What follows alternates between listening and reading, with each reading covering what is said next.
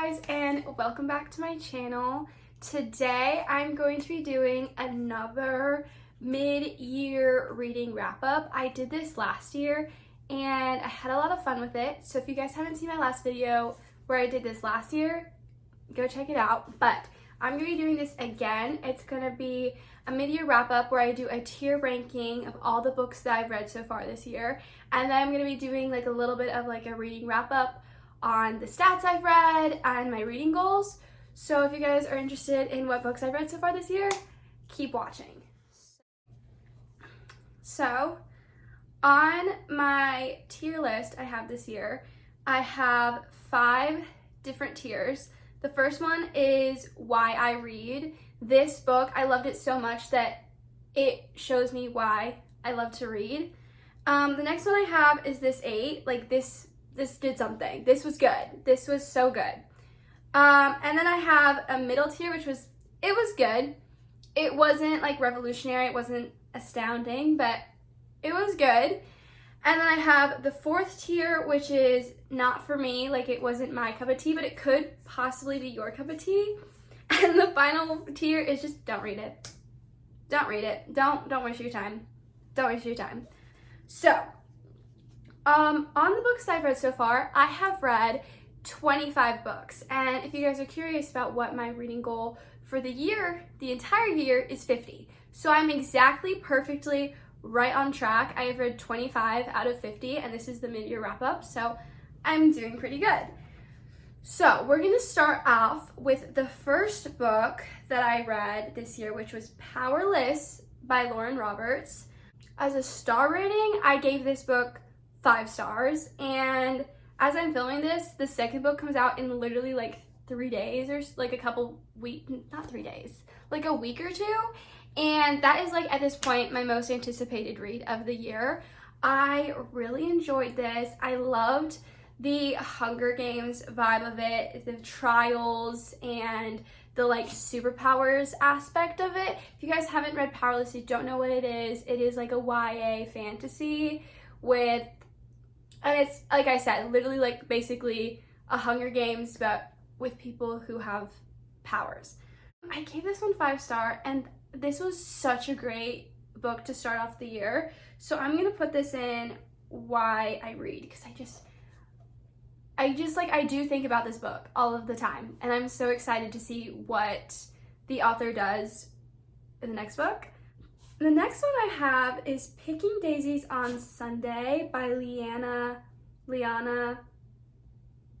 Cincotti. I hope that's how you pronounce it.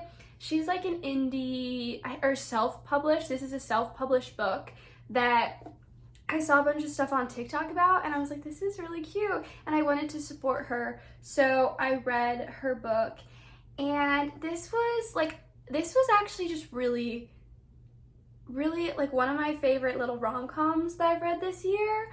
I thought it was just so sweet and so adorable and so cute. Picking Daisies on Sundays is about these 2 friends, and they were really good friends in high school, and then the girl was like in love with him, and then they stopped speaking after senior year, and I think like 4 years later they're about to graduate college and they run into each other again, and I think they like fake date. I hate to put this in like Why I Read again, but I really liked this one. It was just like so cutesy and really adorable. So I think I'm gonna put this in, I think I'm gonna put this in Why I Read again, because I really want to buy the physical copy. I don't have it, but I want to buy it because I want to support her. She needs to write more books. Oh, next I have Ruthless Vows. This is the second book in the Divine Rivals duology. I read Divine Rivals last year, and then I read this one at the beginning of this year. It wasn't Divine Rivals, and it wasn't as good as Divine Rivals. I feel like in Divine Rivals they focused a lot more on the characters and their like stories and their romance, and the second one focused a little bit more on the fantasy. And one of the reasons why I liked Divine Rivals so much was because it was so like chill on the fantasy vibes. It was nice to have something a little bit like lower stakes in the fantasy aspect, but then obviously in Ruthless Vows the stakes and the fantasy and all that jazz was a little bit more important, which makes sense, but I just didn't love it for that reason. I'm gonna put it in it was good. There we go. Oh, next I have Love Theoretically by Ali Hazelwood. This is the first book I've ever read by Ali Hazelwood because, yeah, the other two that came out, I was just kind of like, I don't really care that much. And then the third one came out, and I heard a lot of good reviews on it, and I was like, oh, like, maybe I'll read it. And I do have to say, I listened to it as an audiobook, and I enjoyed it a lot, and I felt like I related to the main character a lot in this book, and it's really cool to read about a woman in STEM. I hear a lot of people complain that she kind of writes the same book over and over again, but I've only read one of them, so that doesn't really matter to me. I'm gonna give this this 8. Ooh, next I have The Fury by Alex Michaelides, which is a mystery thriller. And I told myself this year, one of my reading goals was to like branch out and read a little bit more genres. So I wanted to read some more like mystery thrillers this year. And he is really like known because he wrote The Silent Patient, which is a very popular thriller book. And I was planning on reading The Silent Patient, but then this book came out. And so I was like, okay, I guess I'll start with this one and try this one out. I don't know if this was a me problem, because in my head, when I think of like mystery thrillers, I think of like a very fast-paced book. That's what I was expecting. And this book is the opposite of fast-paced. It's very slow. And I got to about 100 pages in, and I was just so bored that I just was like, you know what, I'm just gonna skip to the end. I'm gonna skip to the end and see how the story ends. And I read the ending and I was like, whoa, that was crazy. I wasn't expecting that.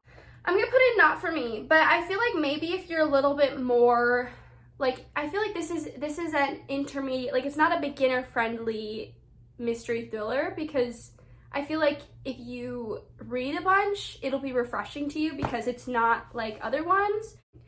Okay, the next book I read was Yours Truly by Abby Jimenez, and this was my first Abby Jimenez book, and I absolutely adored this. It was very cute. The main guy character deals a lot with anxiety, and for that it was like very relatable to me. And I really liked the concept of like Yours Truly because they write each other little letters, which is really adorable. And I think they also fake date in this one.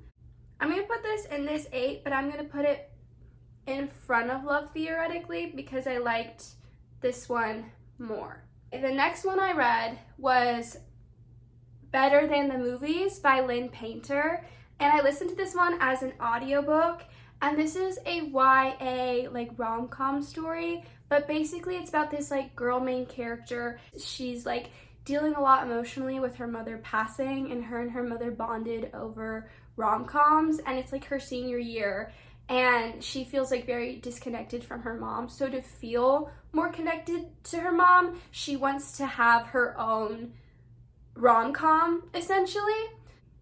I loved this book. I loved the like the topic of grief discussed in this, but I also loved the like talk about the love for rom-coms in this, and I also loved like the cute little high school characters and their little relationship that they have. Yeah, absolutely loved this. I'm gonna put this in Why I Read, and I'm really excited for the second one because I think there's a new one coming out this year. I'm gonna put this in front of Picking Daisies on Sunday because I liked this one more than that, but I did like that one. We're gonna get into my Addicted Calloway Sisters read. Again, as I said at the beginning of the year, one of my goals was to read more like larger series that I've been kind of putting off for a while, and starting with that, I did the Addicted Calloway Sisters book. So I read Addicted, the first one, last year, and then I just continued the series this year. This isn't the order that I read them in. I read them a little bit more like sporadically throughout the year because they are very big, large books, and there's just a lot going on. But I'm just going to talk about them all at once. Ricochet was, I'm not going to lie, the first book, Addicted to You, I gave it a 3-star. I didn't love. And Ricochet, I feel the same way. I didn't necessarily love this one, but I knew that that was the point of the story, so I was like, I'm gonna stick to it. So Ricochet, I'm gonna put in, it was good, but it wasn't that great. So it was good, but behind Ruthless Vows. And then Addicted for now, we're gonna put it in this 8, but it's gonna go behind Love Theoretically. And then I have Kiss the Sky. Kiss the Sky was actually like, I was not expecting the like whole plot that was going on. Like with, if you guys don't know, it like follows like they have like a reality TV show about them. And that was like a very interesting plot to develop into the story. So I really liked Kiss the Sky. So I'm gonna put this in this 8. I'm gonna put that there, behind Yours Truly though. So in Hot House Flower, a lot of the storylines that have been going on throughout the first 5 books just felt really wrapped up in this book, and so for that reason I'm putting in Why I Read. I'm gonna put it in front of Picking Daisies on Sunday. But yeah, it's just like a lot of the storylines got wrapped up at this point, so I really liked that one the best. And then the next one is Thrive, and that was essentially the past 2 books, Kiss the Sky and Hot House Flower, from the other couple's POV, so it just kind of felt like a 500-page wrap up.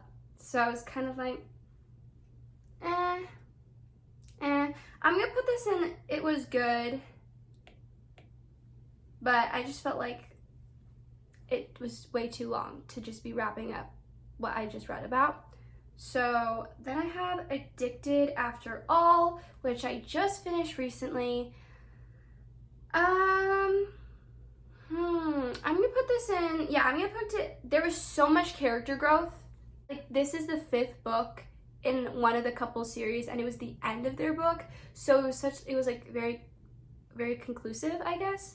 So I'm gonna put this in this 8, and I'm gonna put it in front of Kiss the Sky, just because so much character development wrapped up at that one point. That's the end of my Addicted / Calloway Sisters review at the moment. So after I read all of those, I needed something different. I just needed something a little bit more chill, a little bit more fun, a little bit keep me on my toes. So the next book I read was The Unbecoming of Mara Dyer. This one was exactly what I needed. It was this like YA mystery thriller paranormal romance. It was like everything, but it was very fast paced. I was confused, but I feel like sometimes when I'm confused, I get really angry. But this one, I was like, I'm confused and I'm digging it. So I'm gonna put this in this 8 because she ate. Like, I didn't know what was going on in the best way possible. So yeah, I'm gonna put this in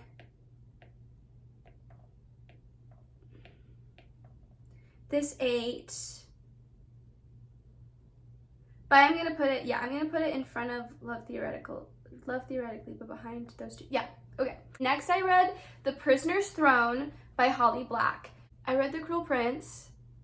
And then there was a duology after the Cruel Prince trilogy that follows the main character in The Cruel Prince's brother. So the main character in this one is the brother. I don't remember what the first one was called, but the second one is The Prisoner's Throne. So I read that one. So I finished that duology. So I read The Prisoner's Throne. It was good. Yeah, I'm gonna put in that it was good. It was good. I actually really enjoyed the main characters in this one. I'm gonna put it was good. Ooh, that's interesting. Did I like it more than Ruthless Vows? Is it a better sequel? Because they're both duologies. Is it a better sequel than Ruthless Vows? I would say yes. Actually, you know what? I'm going to say yes. I liked it more than Ruthless Vows. I didn't like the first one in the duology at all. I was like really bored. But then this one recovered. Ooh, okay, the next one is Taming Seven by Chloe Walsh. This is going to be fun to talk about.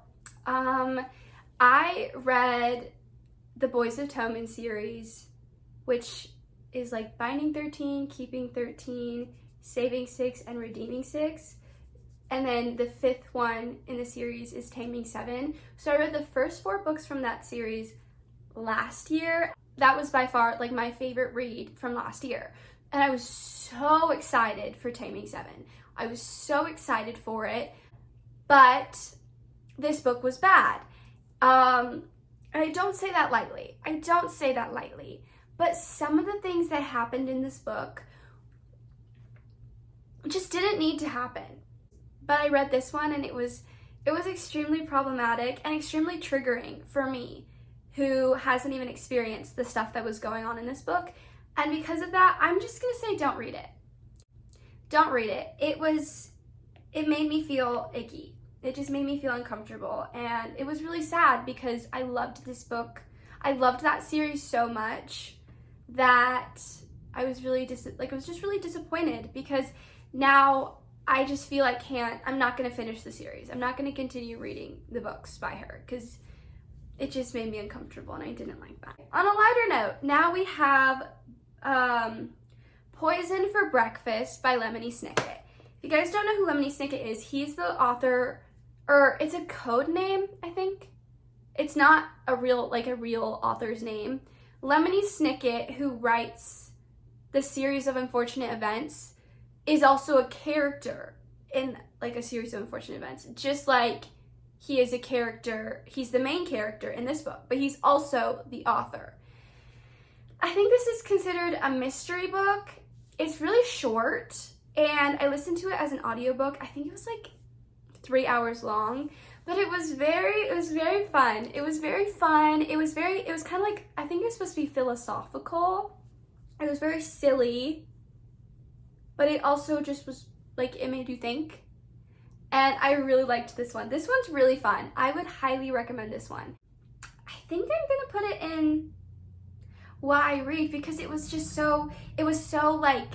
different than anything I've ever read. It was so silly, but it was also just like witty and smart, and also made you think, but it wasn't serious enough to like really affect you in any kind of way. Yeah, this was really, I'm gonna put it in what I read, because it is worthy of that tier. Oh, okay, I actually have this book, so I can actually hold it up. 19 Steps by Millie Bobby Brown. I did not finish this book either. I love Millie Bobby Brown, which is why I have this, and this is, I think it's signed too. I mean, I don't know, it's not really signed. It just has like her initials, but it's still signed, which is fun.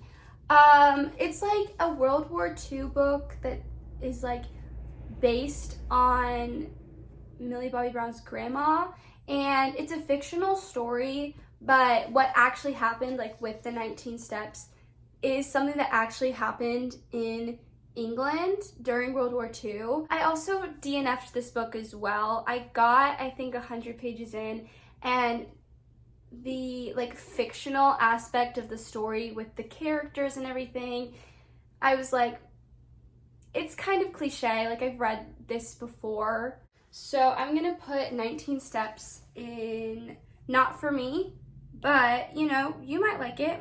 I did like it more than The Fury though, that's for sure. Okay, next I have Where We Left Off by, I don't know who this is by. It was a random book that popped up on my TikTok, and I read like a single quote from it, and I really liked the quote. So then I was like, you know what? It's on Kindle Unlimited. I'm gonna read it. And I regret that. It was kind of weird. It wasn't like horrible, by any means. So I'm gonna put it in don't read. Don't waste your time on this one. It was just kind of odd, and it wasn't great by any means, so yeah. Ooh, okay, next I have The Alchemist. The Alchemist by Paulo Coelho, I believe is how you pronounce it. I believe this is a classic, and it's very short, but it's a very philosophical, like what's the meaning of life kind of book, but it's like about a boy's journey to achieve his dreams, and you learn a lot on his journey. And I absolutely loved this. I gave this a 5 stars. This is probably one of my top reads for the year, and I would highly recommend this if you're like probably in any stage of your life, but if you're in your 20s and you're like trying to figure out like what am I going to do with my life kind of thoughts, I recommend this book. Absolutely loved this. I'm gonna put this in why I read, sorry. Yeah, I'm actually gonna put this before Powerless, because it was a little bit deeper. It was a little bit more to go off of. Okay, next I also have this book, but this is A Raisin in the Sun by Lorraine Hansberry, and this is actually a play. I think it's also considered a classic, or like a classic in the theater world. I just remember hearing my theater friends rave about this. Oh yeah, the book says, or the back of the play says, the play that changed American theater forever. So there's that. Instead of about achieving your dreams, it's about what happens when people don't have the opportunities or means to achieve their dreams. It was good. Did it eat? Actually, I'm gonna put this in it was good. It was fun to read a play, because I haven't read a play in a while. But yeah, I'm gonna put this at the top of this was good. Okay, next I have Book Lovers by Emily Henry. This would be my 3rd Emily Henry book that I've read. I think Emily Henry might be my favorite author as of right now, but this is my least favorite Emily Henry book that I've read so far. I just feel that the story was a little too like Hallmarky for me, if that makes sense. Like, I really liked the main character, Nora. I really liked this guy, but like the whole small town vibes, it was just a little too Hallmarky for me. But I did really still enjoy this book. Like, it's still a good Emily Henry book. All Emily Henry books are good, but this is just my least favorite from Emily Henry. I'm gonna put this in it was good. I'm gonna put this there. Yeah, there we go. Okay, next we have Tomorrow and Tomorrow and Tomorrow by Gabrielle Zevin. I did annotate this book, and I really liked this book. This book is creative and artistic and a little geeky. It was extremely well written, but the characters, like, I really liked the story, but I just wish that the characters,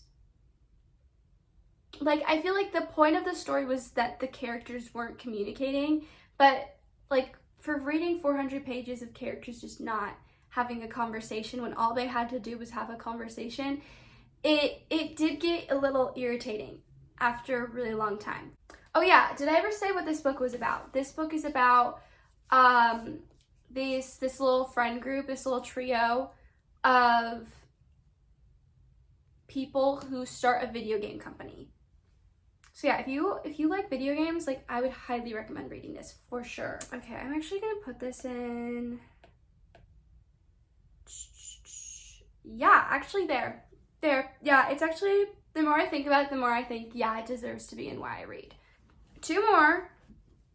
The next one I read is Just for the Summer by Abby Jimenez. It is the 2nd book that I've read by Abby Jimenez this year. This is definitely an Abby Jimenez year for me. This is about 2 characters who, like, every time they date someone, the next person they meet is like the one.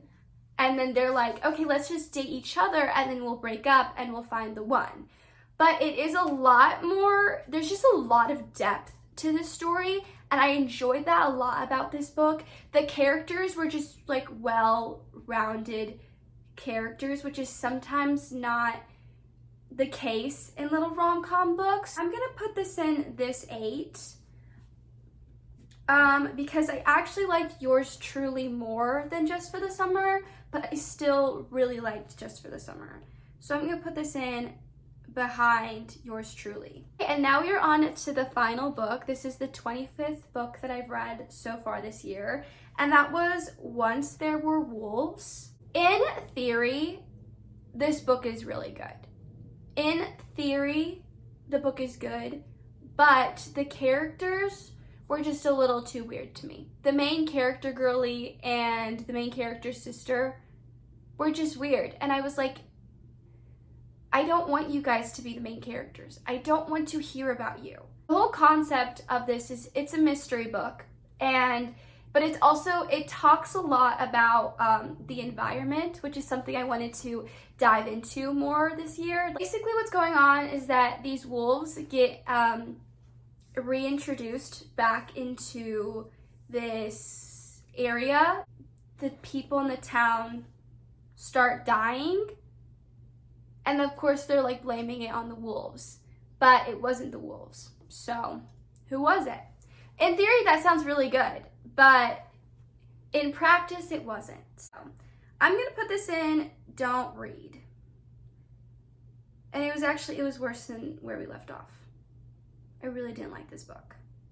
But it was better than Taming Seven, because actually, was it? Just kidding. I'm gonna put this in, yeah. I didn't like this book. Maybe you will like it, but I don't think you should read it. Okay, so that is my completed tier list of all the 25 books I've read so far this year. Since this is my mid-year wrap-up, I'm also going to be talking a little bit about the stats so far for this year. The stats for so far this year, I've read 3 fantasy, 7 rom-coms, 4 mysteries, 7 contemporary romances, and 4 literary fiction books. The amount of pages I've read was 8,900 pages. And let's talk about my reading goals. So, like I said, my goal for the total books I want to read is 50, and I've read 25. So I'm exactly where I'm supposed to be in my amount of reading goal. Another thing is I said that I wanted to read, like, there's 20 books, and these 20 books have been on like my TBR list the longest, and so I like challenged myself this year that I was like, I'm gonna focus on reading those 20 books so that I can get them off of my reading list. I have read 4 out of the 20, so I'm quite behind on that, but I do think that this second half of the year, I'm gonna focus more on reading those books. I'm really gonna try.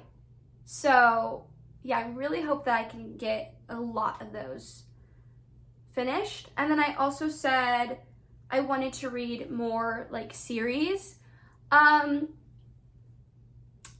been reading like Addicted Calloway Sister series all year because they're so long and there's so many books. Some of the other books that I wanted to read, like the longer series, I don't know if I'll get to them just because they're so long, and this one has already taken me so much time. The only other reading goal I had for this year was like to broaden my ranges of books, which I feel like I've done pretty well. I've read classics, I've read literary fiction, I've read fantasy, I've read kind of a lot. I've dabbled in a little bit of everything. I read a play. So I feel like I'm still working on diversifying my reading, but I think I'm doing good with that. So that is the end of this video. I hope you guys enjoyed. If you did, please, like, subscribe, and then comment down below what your favorite book so far, what's the favorite book that you've read so far this year. Bye!